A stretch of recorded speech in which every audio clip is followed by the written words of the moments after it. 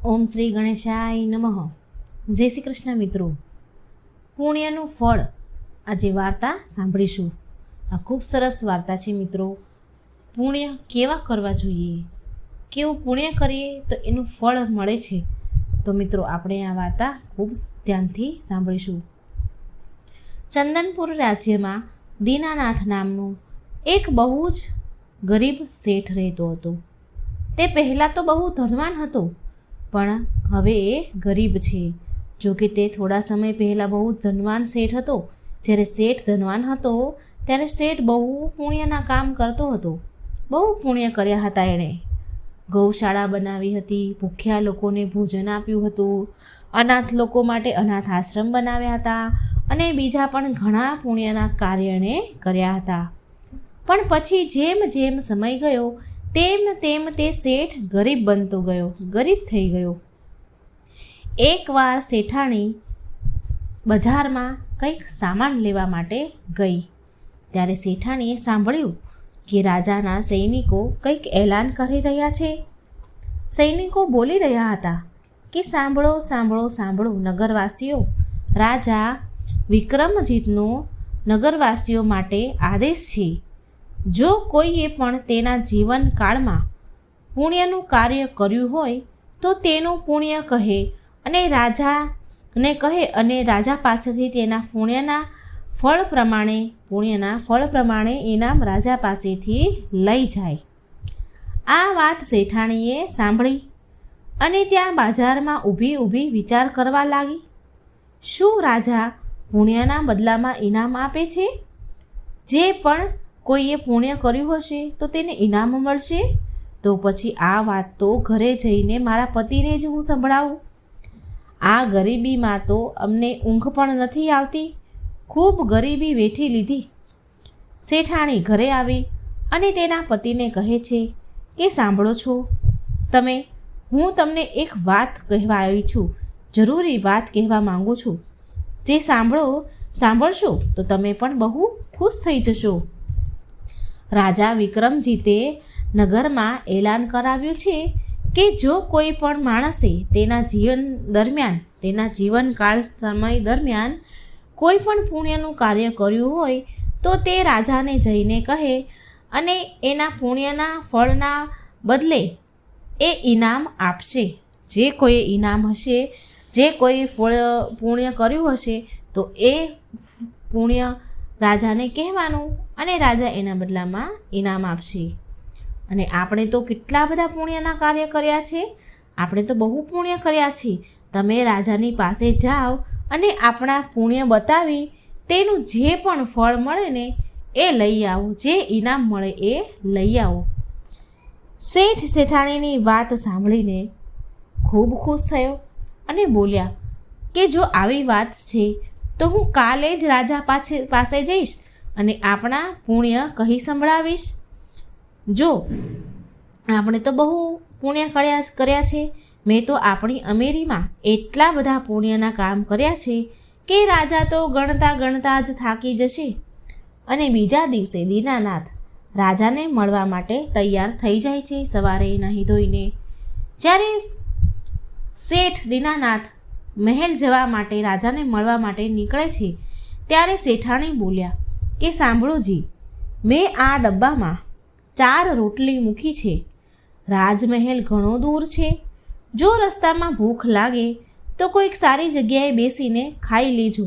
અને દીનાનાથે તે રોટલીનો ડબ્બો લીધો અને રાજાના મહેલમાં જવા નીકળી ગયો. હવે દીનાનાથ શેઠને ચાલતા બપોર થઈ ગઈ.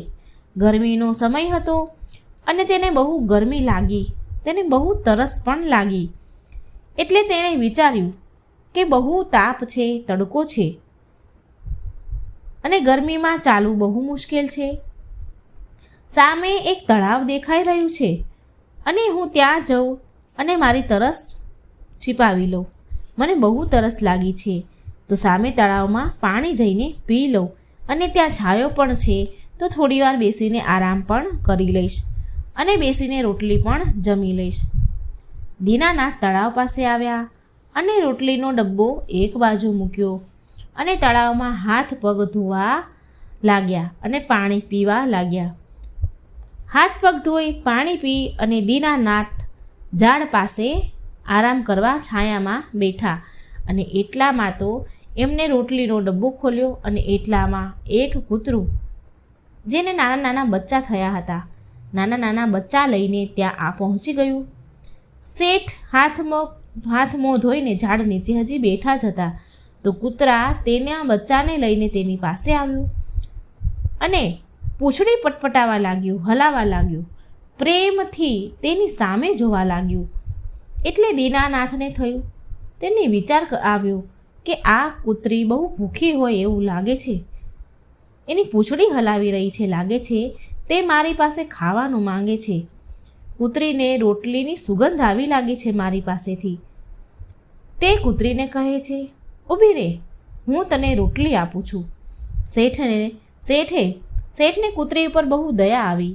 તેને નાના નાના બચ્ચા હતા. ખૂબ દયાની નજરથી એ શેઠ સામે જોઈ રહી હતી. શેઠે 2 રોટલી નીકાળી ડબ્બામાંથી અને એ કૂતરીને આપી. કૂતરી બહુ જ ભૂખી હતી એટલે જેવી રોટલી એ દીનાનાથે નાખી એવી બંને રોટલી એ કૂતરી ખાઈ ગઈ અને 2 રોટલી ખાઈ ગઈ. પછી શેઠ સામે પાછી જોવા લાગી, ટગુર જોવા લાગી.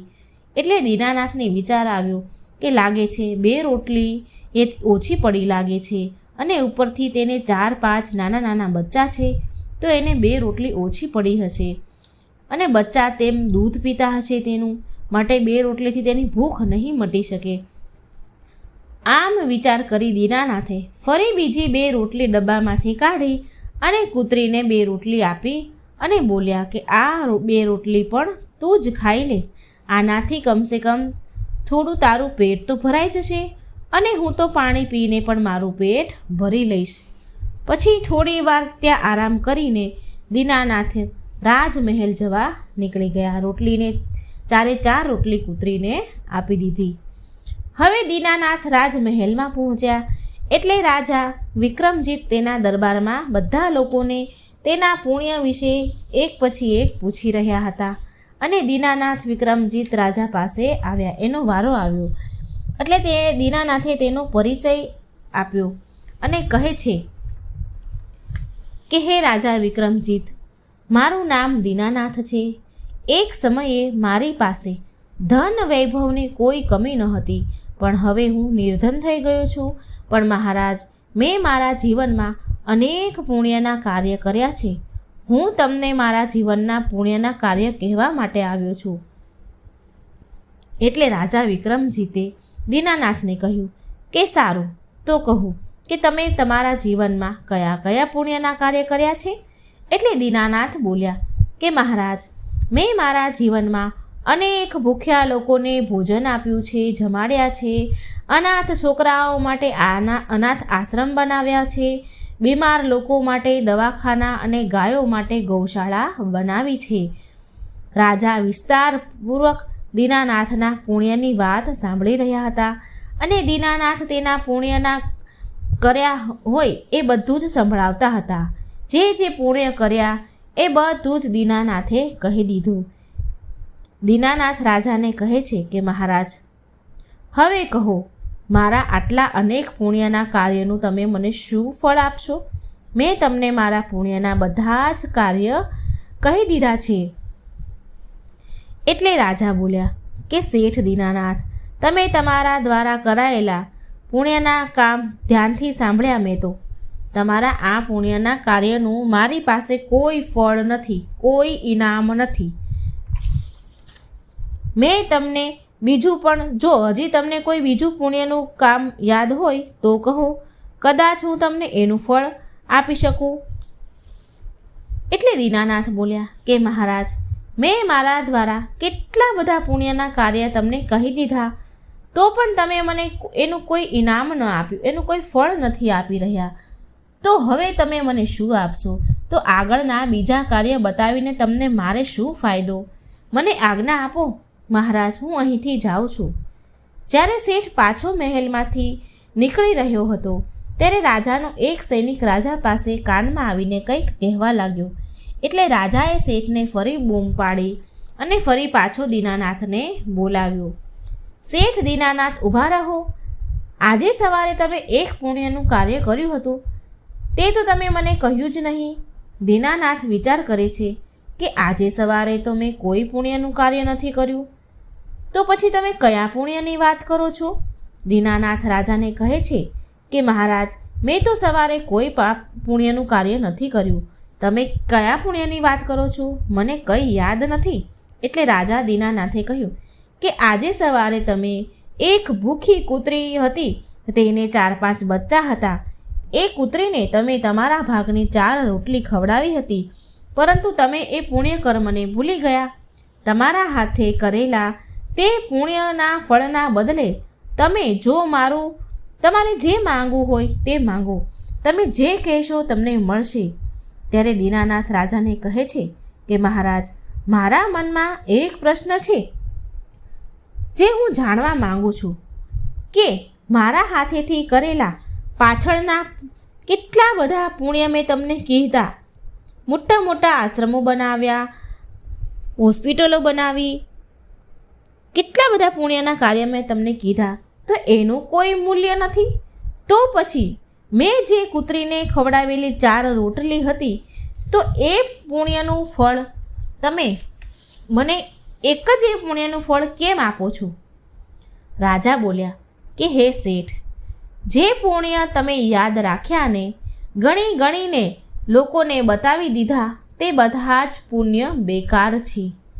જે પુણ્ય તમે યાદ રાખો છો એ બેકાર છે, કારણ કે દીનાનાથ, તમારા અંદર મેં કર્યું એ ભાવના બોલી રહી હતી કે મેં પુણ્ય કર્યા. આ ભાવના તમારી અંદર હતી, આ અહમ તમારી અંદર હતો, એટલે તમારા અંદર હું પણ આવી ગયું. મેં કર્યું એ ભાવનાથી તમારા બધા પુણ્ય વ્યર્થ થઈ ગયા. જે સેવા સંભળાવીને કરવામાં આવે તો તે સેવા શું કામની? પરંતુ તમે સવારે રસ્તામાં કૂતરીને 4 રોટલી ખવડાવી, તે તમારી સૌથી મોટી સેવા છે, અને તેના બદલામાં તમે જો મારું આખું એ રાજ્ય પણ માંગી લેશો ને તો એ ઓછું છે. આ સાંભળી દીનાનાથ બોલ્યા કે મહારાજ, હવે મને સમજાયું કે કોઈ પણ પુણ્ય કહીને કે સંભળાવીને ન કરવું જોઈએ. સેવા પણ કરીને કોઈને કહેવી નહીં. અને જો આપણે કોઈને દાન આપીએ તો તેને આપીને ભૂલી જવું જોઈએ. આપણે દાન અને મદદ નિસ્વાર્થ ભાવથી કરવી જોઈએ. શેઠ દીનાનાથને એ વાત સમજમાં આવી ગઈ કે જે સેવા દાન પુણ્ય કોઈને બતાવ્યા જતાવ્યા વગર કરવામાં આવે તો તે અસલ રૂપમાં સેવા અને દાન કહેવાય છે. ઢંઢેરો પીટીને કરવામાં આવેલા દાન પુણ્ય કોનું કોઈ ફળ હોતું નથી. રાજા વિક્રમજીતે શેઠને બહુ બધું ધન આપીને વિદાય કર્યા, અને એ દિવસ પછી દીનાનાથના ગરીબીના દિવસ દૂર થઈ જાય છે અને પરોપકારના રસ્તે ચાલે છે, અને તેની પત્નીની સાથે ખુશી ખુશી જીવન જીવે છે.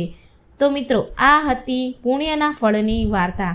તો હું આશા રાખું છું કે આ વાર્તામાં તમને ઘણું બધું સમજમાં આવ્યું હશે.